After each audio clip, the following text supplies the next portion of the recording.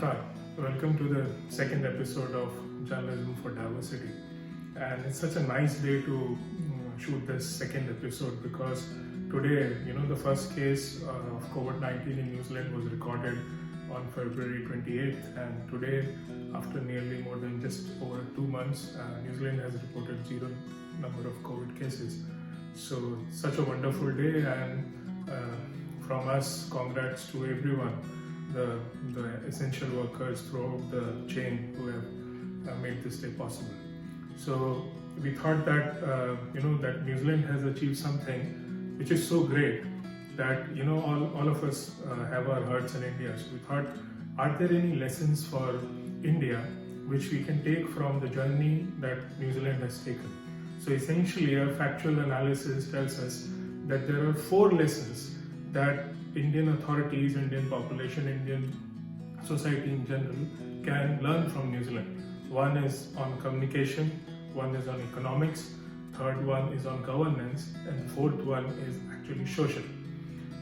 But the first question when you compare two so different size economies or societies is that you actually really can't compare India with New Zealand. India is 135 more than 1.35 billion people, and New Zealand is just under 5 billion. So how can you compare?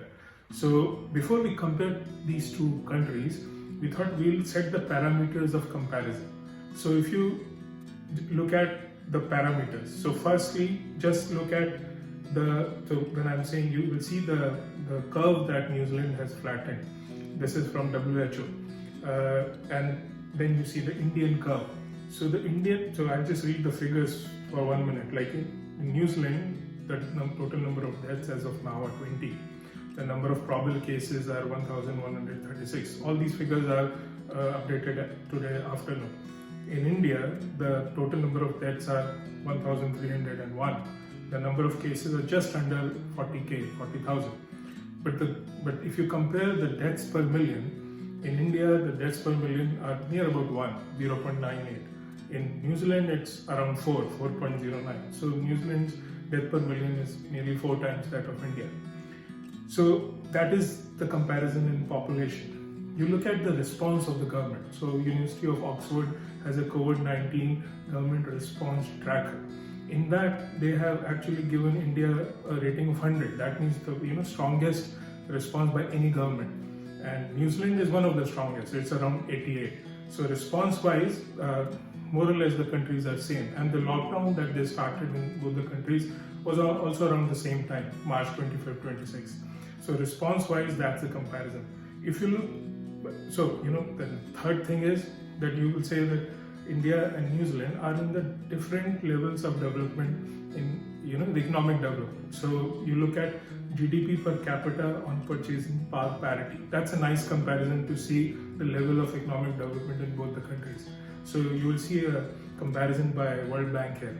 So in India, that GDP per capita on PPP is around 7,763. In New Zealand, it's around 41,000. So New Zealand has around 5 to 6 times the GDP per capita on PPP as compared to India.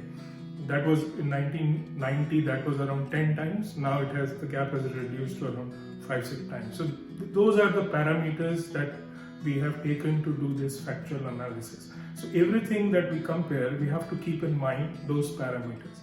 So now we circle back to the 4 things that I mentioned in the beginning. So what are the lessons for India from what New Zealand has achieved? So first thing I must say, communication. This is an election year in New Zealand. So in election year, politicians find it very tough to appreciate each other.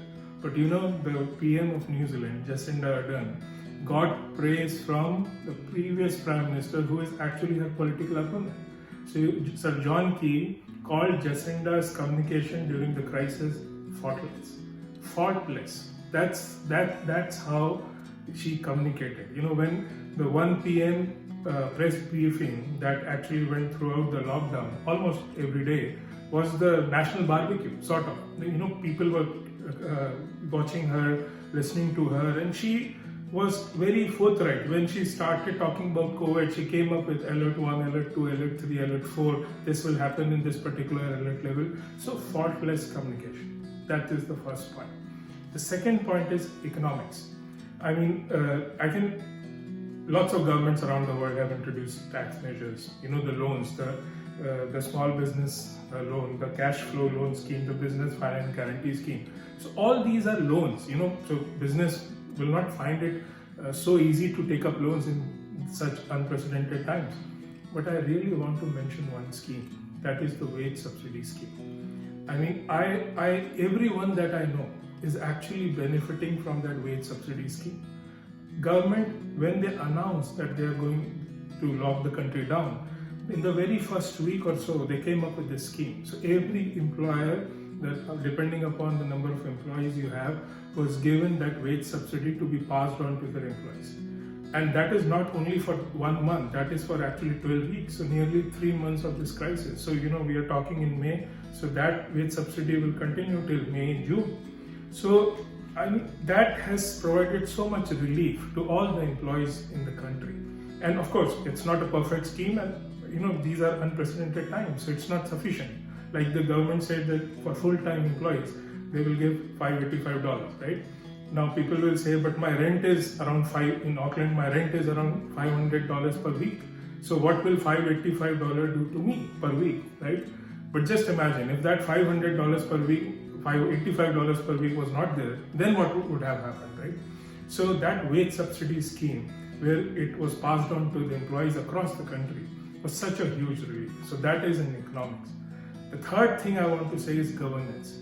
And when I say governance, I specifically mean availability of food, supermarkets open. When people line up, they are sure that they will get fruits, vegetables, groceries, etc. I mean, and don't get me wrong, hoarding happened here as well. There were long queues as well, and you will see the pictures here. So everything happened here. And PM, I appreciated her on point number 1 on communication. So she was coming on TV and saying, don't worry, ample food for everyone. Still there was hoarding. Still there were long queues. So what happened? But people went to supermarkets and they saw that there is ample food for everyone. So governance, good governance, making sure that stocks are filled, that has helped. So after 2 weeks, what happened? People were sure. They were assured that no, food is there. So that is the third point of governance. And finally, I must say, the social aspect. I mean, you will see one of the most enduring images of this lockdown is this. You know, many of you will, if you Google, you will read bear hunt that happened in New Zealand. I mean, this picture was in my neighborhood, and whenever I used to pass this house, it used to bring a smile to my face, right? So, and there is fiction everywhere. This is not a utopia. So you will see the Human Rights Commission of New Zealand has said that during the pandemic, the number of racist attacks on people of Asian descent have actually risen. So this is no utopia, don't get me wrong. Here also people face racism, but those are in the fringes of the internet, where they belong, not by mainstream media, not by mainstream politicians, not during the pandemic. So country as a whole came together and fought this. So that is the social aspect. So in communication, in economics, in governance, and in society, the social aspect of society. In all the 4 aspects, I think there are some lessons for India to learn, so that one day, like New Zealand reported 0 cases, India will also report 0 cases.